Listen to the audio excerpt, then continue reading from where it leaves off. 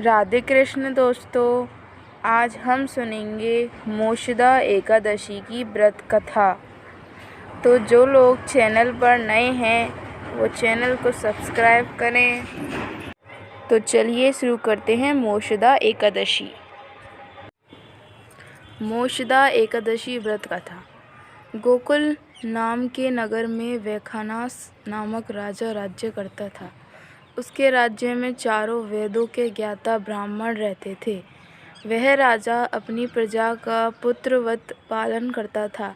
एक बार रात्रि में राजा ने एक स्वप्न देखा कि उसके पिता नरक में हैं। उसे बड़ा आश्चर्य हुआ। प्रातः वह विद्वान ब्राह्मणों के पास गया और अपना स्वप्न सुनाया। कहा, मैंने अपने पिता को नरक में कष्ट उठाते देखा है। उन्होंने मुझसे कहा कि हे पुत्र, मैं नरक में पड़ा हूँ, यहाँ से तुम मुझे मुक्त कराओ। जब से मैंने ये वचन सुने हैं तब से मैं बहुत बेचैन हूँ।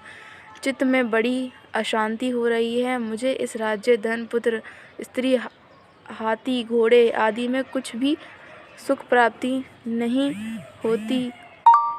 क्या करूँ? इसी के साथ राजा ने कहा, हे ब्राह्मण देवताओं, इस दुख के कारण मेरा सारा शरीर जल रहा है।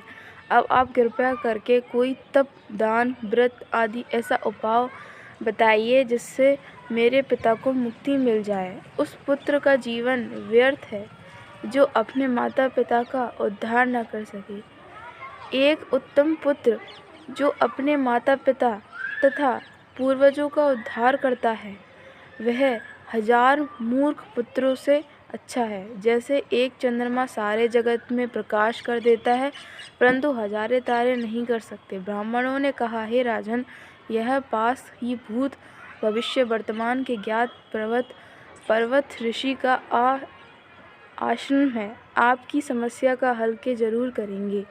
ऐसा सुनकर राजा मुनि आश्रम पर गया। उस आश्रम में उनके शांत चिंतन योगी और मुनि तपस्या कर रहे थे। उसी जगह पर्वत मुनि बैठे थे।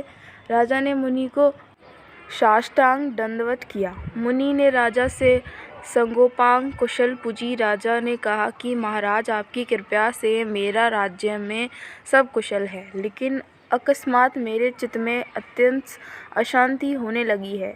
ऐसा सुनकर पर्वत मुनि ने आंखें बंद की और भूत विचारने लगे।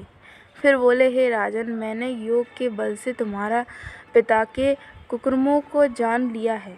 उन्होंने पूर्व जन्म में कामातुर होकर एक पत्नी को रति दी, किंतु सोते के कहने पर दूसरे पत्नी को ऋतुदान मांगने पर भी नहीं दिया। उसी पाप कर्म के कारण तुम्हारे पिता को नरक में जाना पड़ा। तब राजा ने कहा, इसका कोई उपाय बताइए। मुनि बोले, हे राजन, आप मार्गशीर एकादशी का उपवास करें और उस उपवास के पुण्य को अपने पिता को संकल्प कर दें।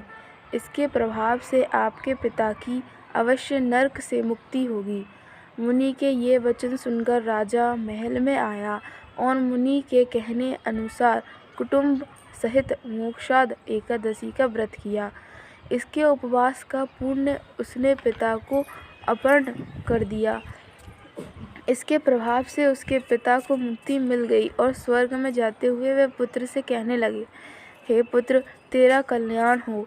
यह कहकर स्वर्ग चले गए। मार्गशीर मास की शुक्ल पक्ष की मोक्षदा एकादशी का जो व्रत करते हैं उनके समस्त पाप नष्ट हो जाते हैं। इस व्रत से बढ़कर मोक्ष देने वाला और कोई व्रत नहीं। इस दिन गीता जयंती मनाई जाती है। साथ ही यह धनुर्मास की एकादशी कहलाती है। अतः इस एकादशी का महत्व कई गुना और भी बढ़ जाता है। इस दिन से गीता पाठ का अनुष्ठान प्रारंभ करें तथा प्रतिदिन थोड़ी देर गीता अवश्य ही पढ़ें। बोलो मोक्षदा एकादशी की जय। Subscribe channel for more videos. Radhe Krishna दोस्तों। ऐसी व्रत कथा सुनने के लिए रामा देवी चैनल को सब्सक्राइब करें।